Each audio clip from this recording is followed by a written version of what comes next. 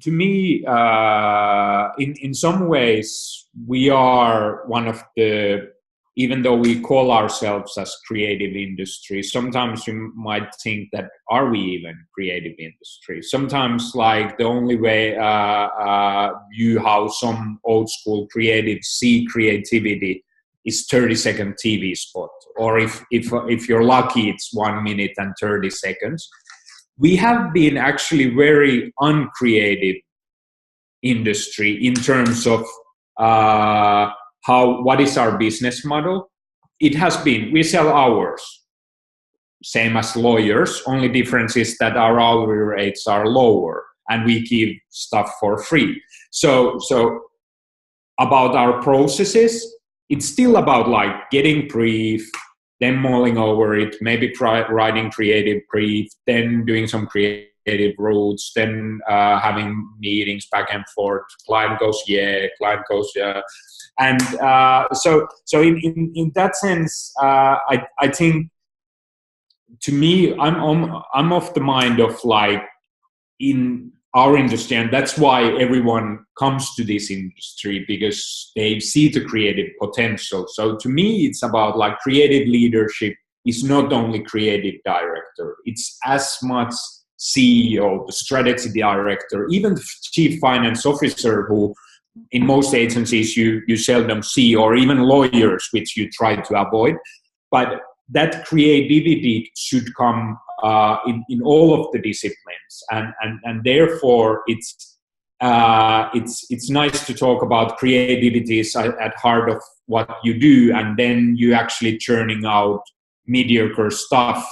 At some point, your staff will be, we're not really that creative. I switch jobs, so I think leadership and creative leadership, for its responsibility of all from management teams and every single individual, because we need creativity not only in our output, but also in how we are doing things, how we reinvent the process, what we are doing with our clients. So for example, should we apply and to connecting to your article, for example, should we utilize more design thinking in what we do?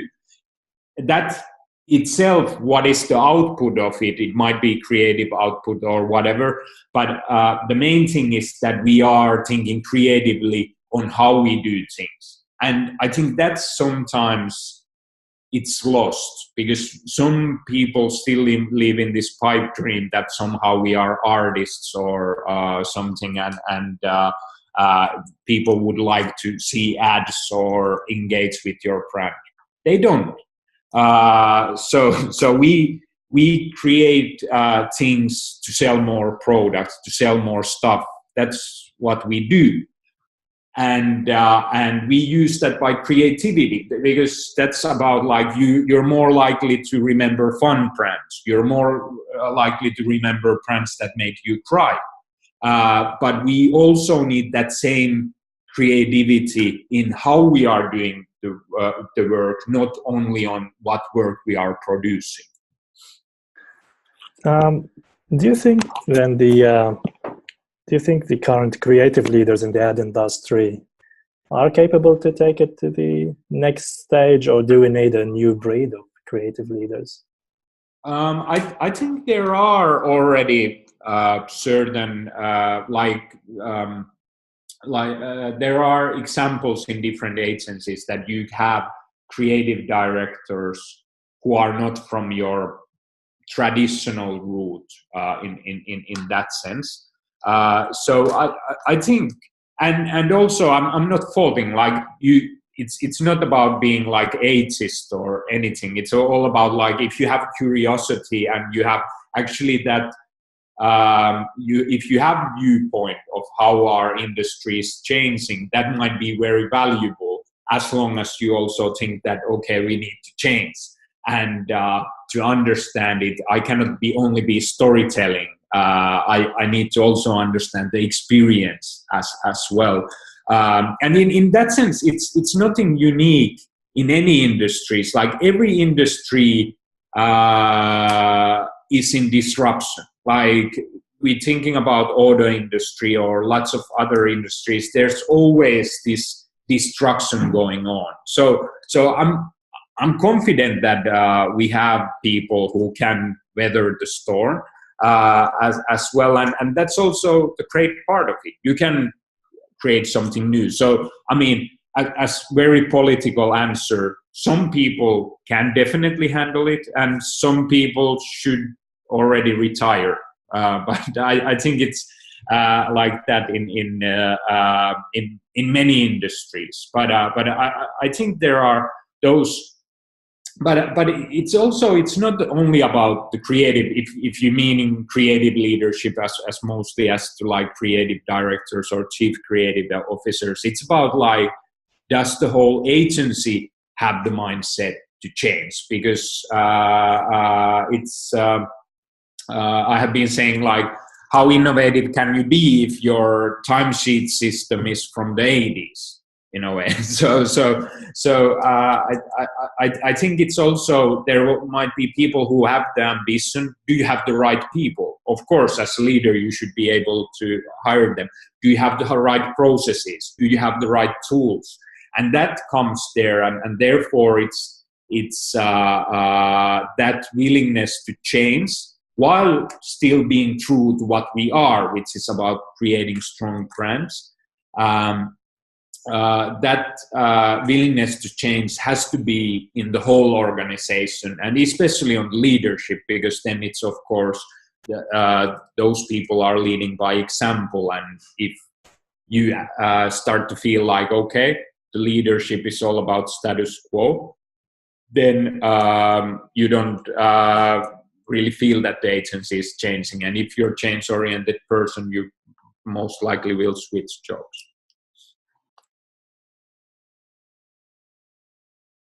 If we think about it, quite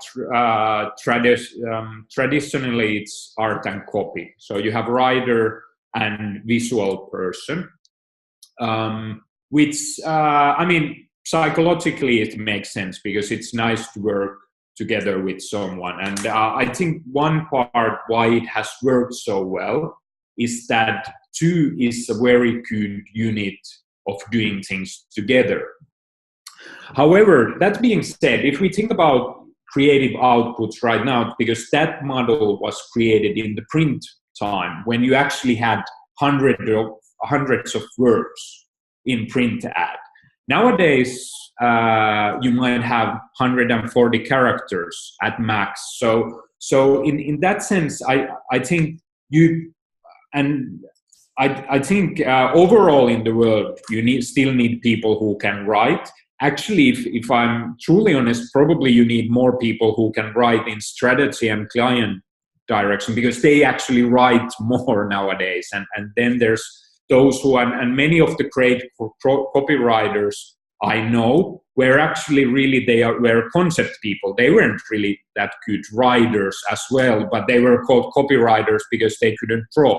So in many times, it's a little bit arbitrary in that sense. And even already like back in home in Finland, we experimented a lot with like different structures. So sometimes it might have been when we were doing, for example, concepting, it was me as a strategy director and creative director working together.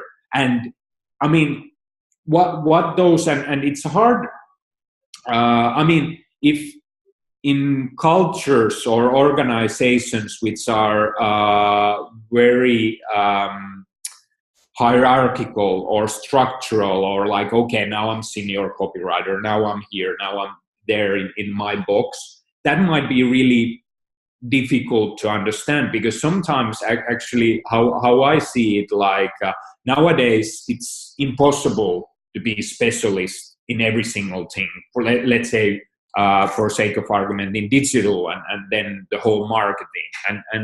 So that's why I think you need those specialists. Sometimes your knowledge about that subject is enough, but then you might see it like, okay, I can do it. Let me work with this person. And let's crack this thing.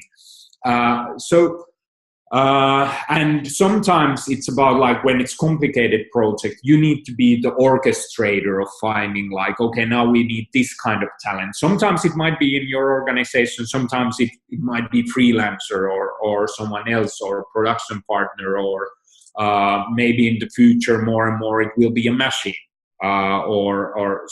So that's why I think the model of, I still believe in that two people is quite good unit to solve problems initially and do concept work.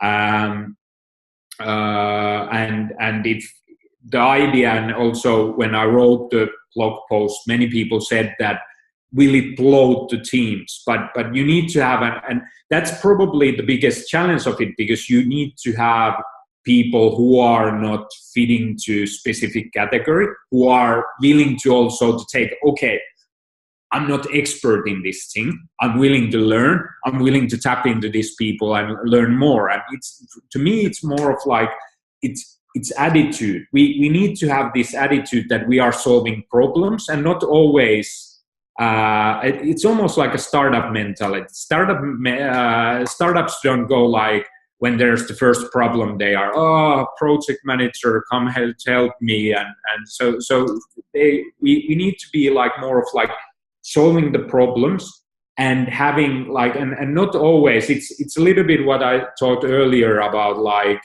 Facebook being hammer or Google being hammer.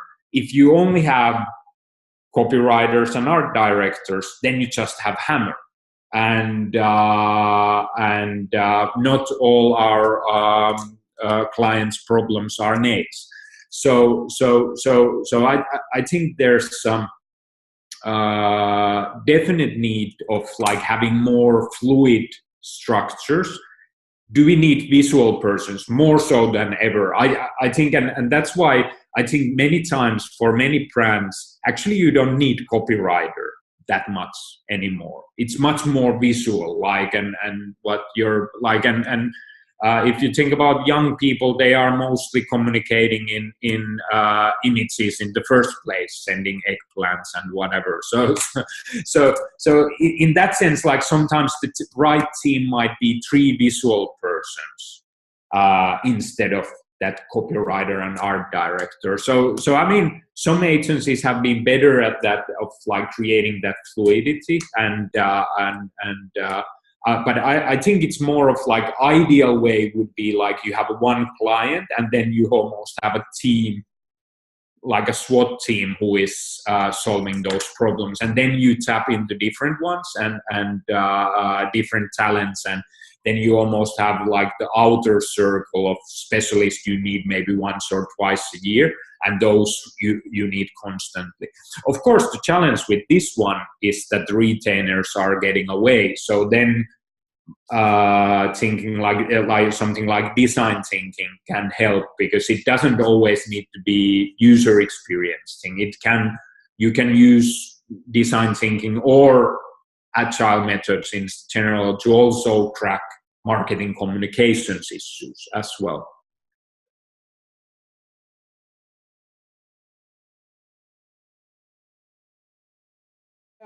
I think design thinking, also different agile or lean methods, I think can help.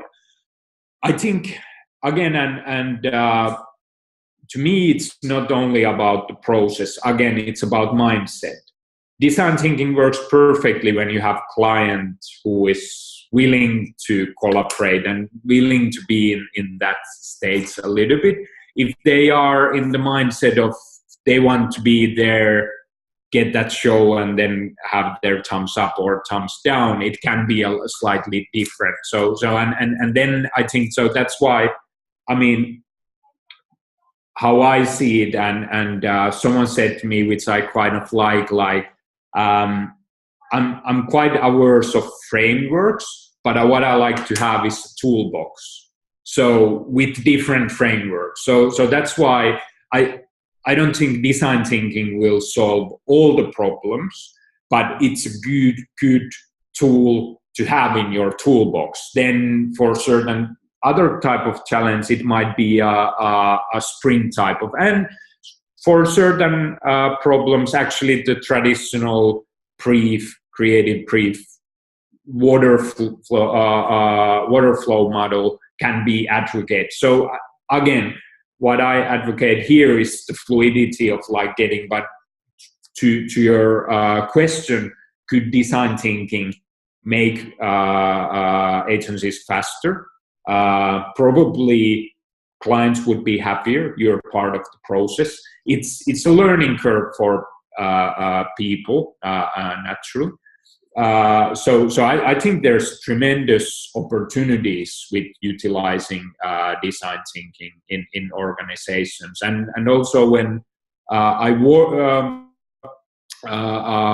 wrote about the new model, that's actually how lots of the working goes. So I'm firm believer of workshops getting together, then, but also having adequate time for individual working as well, because the best results, what I see, is that people need that time to workshop together, but also time when you work together in smaller groups, which 2 is very good one, 3 starts to be already too much, and when you work individually as well. So it's about balance of that, because I mean, it's your life cannot be only workshops as well. You need to have it as as a good balance, and I think that's why it's never about just the process. It's about the mindset of the people. If people are willing to take it, that's already huge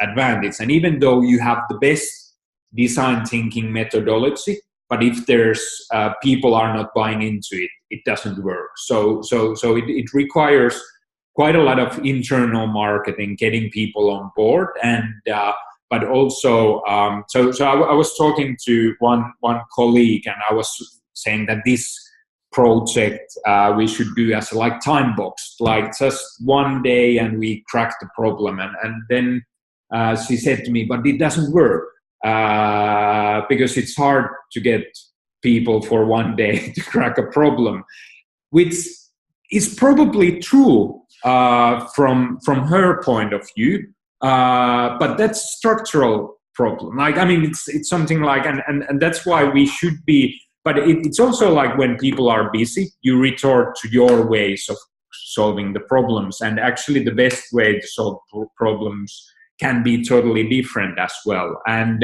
usually if you do what you have done before, you find similar answers to the problems you're solving.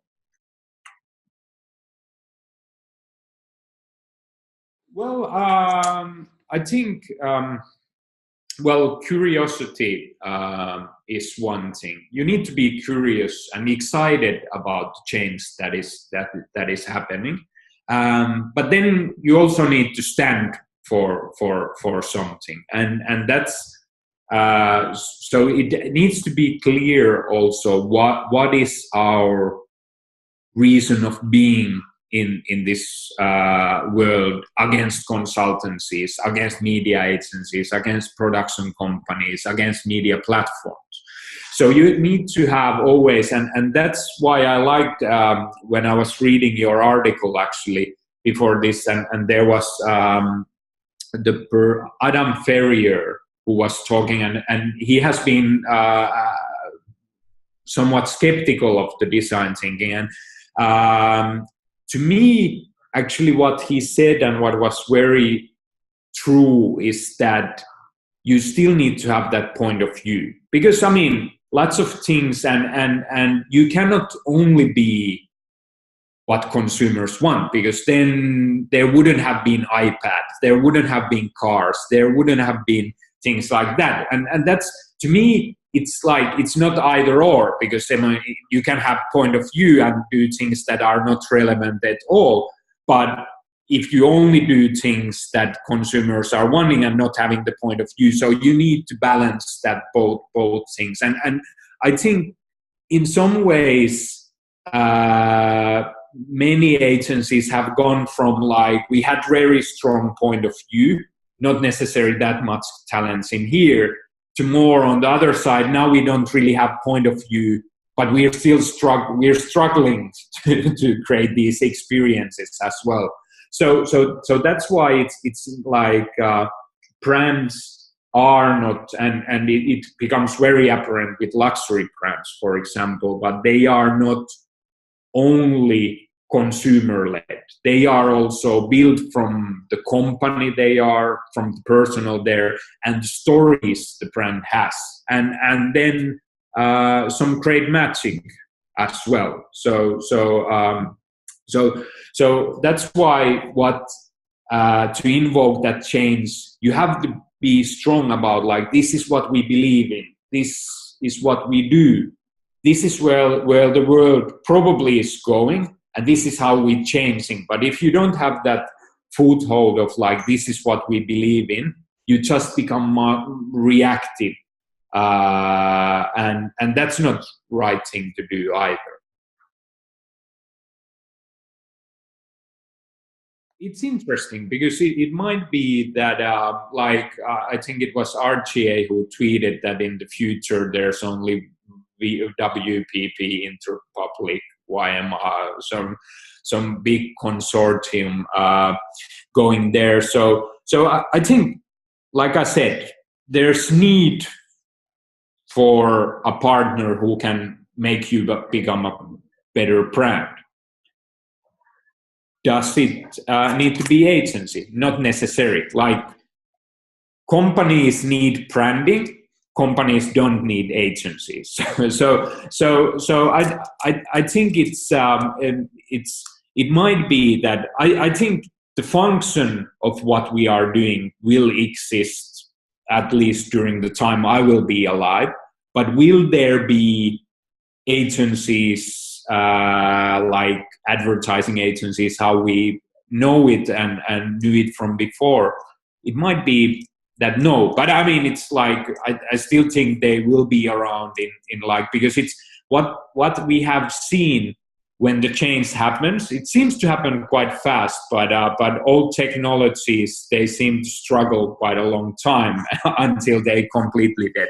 But or there might be some kind of renaissance as well, and there will be finding a new model, and that's why I'm not personally, what I'm interested is creating great brands, doing campaigns that touch people, make them either buy or think differently of the brand. I don't think that's going anywhere. Is it agency doing it, or whatever you call it, or is it in the future it's just Amazon or Facebook? That doesn't, it doesn't like it. It will be nice, interesting footnote in history, and of course I'm hugely interested in the history of our agencies. But you need to also be honest about, like, horse racing was like using horses to go around in places was a great thing, but I don't know how many people are still missing them. Or cycling used to be the best way to go around in places. Then it got replaced by car, but did cycling die in that sense? No, actually it's doing much better as like a pastime for middle class or affluent people. So in many cases you could argue that cycling actually went from like a mass market product to more high end in that sense. So maybe that will happen too. So I mean, I'm not sentimental if agencies, there will not be a single agency left at some point, because I still think that the main things we were created and the problems we are solving, they are there. It just might be different companies solving them.